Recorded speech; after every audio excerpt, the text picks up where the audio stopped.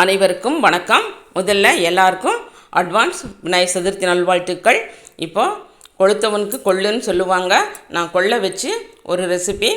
அதை ஒரு கப்பு பச்சரிசி, 1 கப் புழுங்கரிசி, 1 கப்பு கொள்ளு, 1/2 கப்பு உளுந்து, 1 ஸ்பூன் வெந்தயம் எல்லாத்தையும் ஒன்றா போட்டு 2-3 தடவை கழுவி நல்ல தண்ணி ஊற்றி ஒரு 6 மணி நேரம் ஊற வச்சுட்டு 6 மணி நேரம் கழித்து நான் மிக்ஸி ஜாரில் சேர்த்து தான் அரைச்சேன். நீங்கள் கிரைண்டரில் அரைச்சிங்கன்னா இன்னும் சூப்பராக இருக்கும்.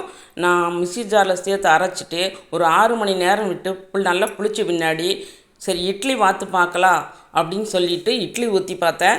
நான் முதல்ல இந்த கொள்ளை ஊற வச்சது தோசை செய்யலான்னு தான் ஊற வச்சேன். ஆனால் இட்லி வாத்து பார்க்கலான்னு சொல்லி தான் ஊற்றினேன். ஆனால் அரிசி மாவு இட்லியை விட சூப்பராக இருந்தது. சாப்பிட்றதுக்கும் அவ்வளோ சாஃப்டாக இருந்தது. தோசை அதை விட மொறுன்னு நல்லா கிறிஸ்பியாக வந்தது. நீங்களும் இதே மாதிரி இதே ரேஞ்சில் செஞ்சு பாருங்கள். செய்து பார்த்துட்டு எப்படி வந்ததுன்னு கமெண்ட் பண்ணுங்கள். இந்த வீடியோ பிடிச்சிருந்ததுன்னா ஒரு லைக் போடுங்க. மறக்காமல் சப்ஸ்கிரைப் பண்ணுங்கள். வாழ்க வளத்துடன். மீண்டும் விநாயகர் சதுர்த்தி அட்வான்ஸ் நல்வாழ்த்துக்கள். வாழ்க வளத்துடன் நலத்துடன்.